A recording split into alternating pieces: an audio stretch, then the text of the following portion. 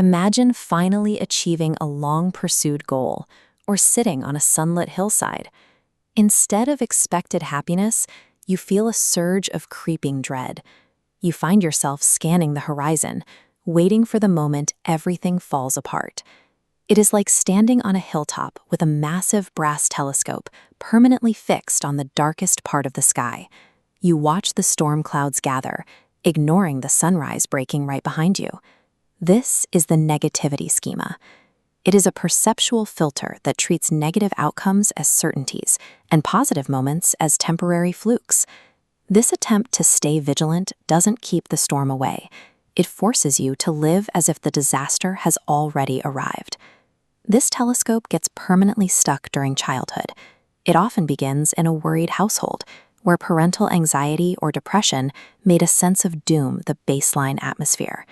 For a child experiencing unsupported loss, hope feels dangerous. If you never expect anything good, you can never be blindsided when it's taken away. When this environment meets a sensitive or reactive biological temperament, the brain's threat detection system becomes calibrated to a worst-case default. Adults experience this as their natural personality, but it is the echo of that childhood wiring, still running a survival program long after the original threat has passed. This schema acts as a physical filter. Positive events are minimized. Successes bounce off, dismissed as mere luck. Meanwhile, negative events are amplified. The brain absorbs every setback as confirming evidence that its pessimistic worldview is right. Because this happens automatically, the resulting pessimism feels like an accurate assessment of the world rather than a psychological bias. To manage the constant anxiety this filter creates, we develop specific survival strategies. The chronic warrior surrenders to the filter. They use complaining and the anticipation of disaster as a psychological shield, believing that worry provides protection. The hope killer chooses avoidance. They adopt an emotional flatness and refuse new experiences, trading the possibility of joy for the safety of never being disappointed. The toxic optimist overcompensates. They project a brittle, manic positivity and use compulsive planning to mask a deep internal fear of collapse. Each of these strategies treats life as a threat to be managed rather than an experience to be lived. This leads to the central tragedy of the negativity schema.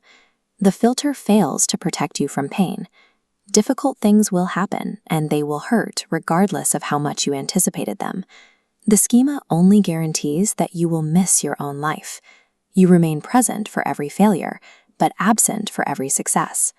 By avoiding the temporary sting of disappointment, you pay with a lifetime of missed connection and joy. Recovery involves expanding the lens rather than switching it.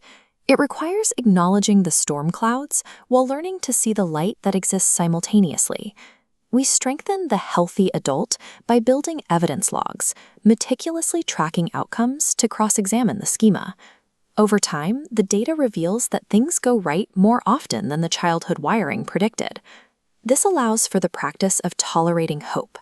It means learning to sit with the vulnerability of caring about an outcome without preemptively shutting down. The goal is the ability to hold two truths. Things can go wrong, and they can also go beautifully right. Healing happens when the telescope finally rotates. You stop merely watching for the storm and begin to feel the warmth of the sunrise.